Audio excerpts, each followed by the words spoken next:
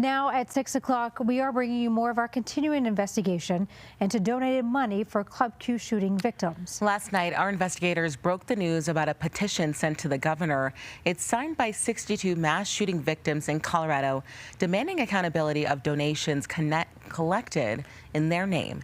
Tonight, your investigator Katie Weiss and producer Austin Erblatt shining a light on potential solutions. Now, they want to make sure mass tragedy victims are getting the help that they need. Yeah, they sure do. Katie joins us right now to talk a little more about this. So, Katie, what are the victims sharing with you? Well, they're really frustrated, y'all. They really feel like there's a lack of oversight into how donated money is used. The Colorado Healing Fund raised $3.2 million in donations for 85 Club Q survivors. And as of last week, they're going to be getting 100% of those funds to survivors, victims, and their families. But victims say that only came after fighting aggressively for the money that was meant to go to them all along. We're tired of fighting. Ashton Gamblin was shot 9 times working at Club Q 1 year ago, but her road to recovery has been everything but smooth. She says the Colorado Healing Fund, a nonprofit that collected donations for victims, denied many of her requests to receive those funds, even for things like a service dog or a shower bench. For the organizations that are currently standing within Colorado, there needs to be investigations into the people that are running them. Gamblin and dozens of survivors of other Colorado mass tragedies say they've also struggled to receive donations. They signed this petition to lawmakers demanding an audit of the Healing Fund and the release of the remainder of donations the fund has been withholding from victims of the Boulder grocery store shooting and the 2021 Denver area shooting spree that started at the Soul Tribe tattoo shop. The fund declined an interview, but says it's done its best to, quote, support victims and survivors. My heart breaks every time it happens. Joe Samaha's daughter was killed in the Virginia Tech shooting in 2007. He's now an advocate for other victims. Gun violence prevention is a tough and unique problem we have in this country. So is treating mass violence victims and helping them.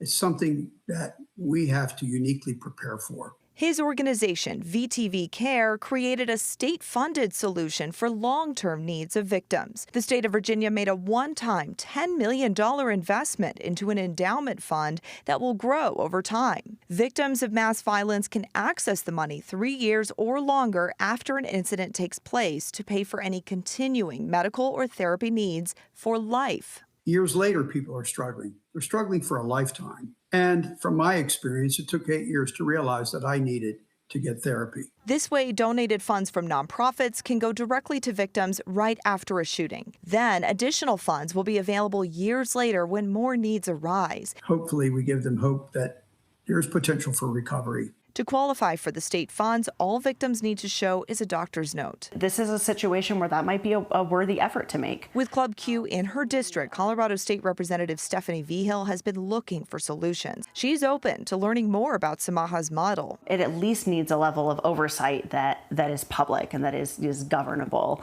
And whether that means the fund itself is public or funds that operate in that space have public oversight. Something in that realm is, I think, worth exploring. Her office is also researching other legislative fixes. Right now, some states require independent audits of nonprofits collecting donations for victims, but not Colorado, something she may be open to changing. We're responsible as a community for the things that happen out in our own community, so it shouldn't be terribly unreasonable. Victims like Gamblin say they won't stop fighting until changes are made. If we start demanding that they be held accountable for their actions, then maybe we can actually get somewhere. Now, Governor Polis's office did send us a written statement about the petition today, just saying that they're still reviewing that letter, so they don't have any comment yet. Now, the Colorado Healing Fund also tells us in a written statement, quote, there has never been a mass casualty event where every victim agreed on a distribution formula for funds raised on their behalf. Now, Michaelia, Karen, we have more information about this online on cbscolorado.com, where you can see our full report.